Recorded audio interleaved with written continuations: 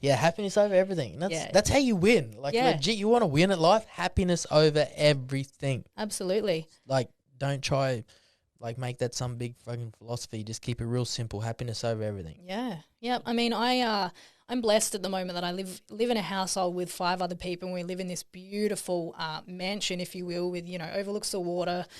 We've got What you got in your fridge?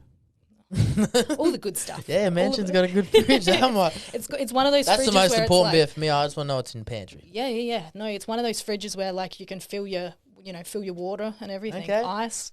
You name it. Come around and fill my water bottle up. Yeah. It's got a filter, all the things. The things. It's touchscreen as well. Oh, fuck, right. But yeah, we live in this beautiful house, and then, go back 6 months ago and I was homeless living in my car. Yeah, actually, quick, let's fucking go on that. Can we talk about that? Let me finish. Okay, I'll let you finish. Fuck. And complete polar opposites, and yet, like, none of it means shit. Like, I was just as happy living in my car as I am, living in this beautiful home. Yeah. It doesn't mean shit, It's what's in here. So remember when you told that to us in Bridge, you got up and you're like, I've been living in my car. I was like, fuck yeah. I was like, yeah. I was like, just way to own that shit. Bridge got up and just was like, just got enough confession. I've been living in my car. Yeah. And you know what? It was so funny because, like, that was one of the rough times of my life, for sure.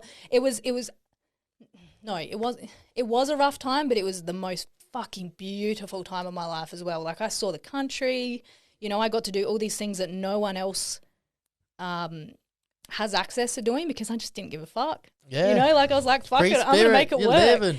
And it was really funny because all of my friends at the time were like, bragging to their friends, like, this is my friend Bree, she lives in her car. And I was carrying like this slight level of shame about it. Like, I was like, I fucking live in my car, And so I was kind of like, shut the fuck up. But, everyone thought it was the fucking coolest thing ever. Meanwhile, I was in two minds about it. Part of me was like, yeah, I live in my car.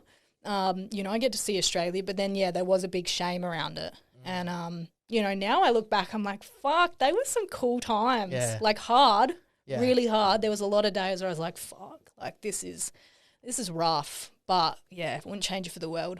Hell no, fuck that. And you know what? Like, coming from that now, like, living in this beautiful home, it's like, oh, yeah. Like, oh, yeah. I can appreciate it so much more. Like, I wake up I go to bed every night. I wake up every morning and, like, wake up in my room and, have a view out into our gorgeous backyard, and I'm like, fuck yeah. Like, I'm just so fucking grateful. Yeah. Yeah, fuck, man. Because of where I've come from. Yeah, exactly. You had to live in your car. I'm like, when you told us that, I was like, man, I got so much more respect for you. Just for, not only for, like, saying it, but just owning it as well. Because that's a hard thing to do. Like, to just get out in front of everyone and be like, hey, I've been hiding this. I actually don't have a house. Yeah, yeah.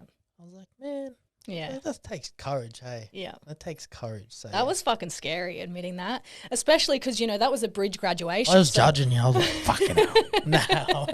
I was like, shit, man. I was like, I didn't expect that. Everyone was sort of doing their little graduation speeches and everyone's on this high. And I was not feeling it. Like, I was standing on the side waiting for my turn to make my speech, and I was like in and out of like tears, and I'm like, I was nervous, eh? I was like, these fuckers. Yeah. And so, I'm like, fuck, I'm going to kill the mood.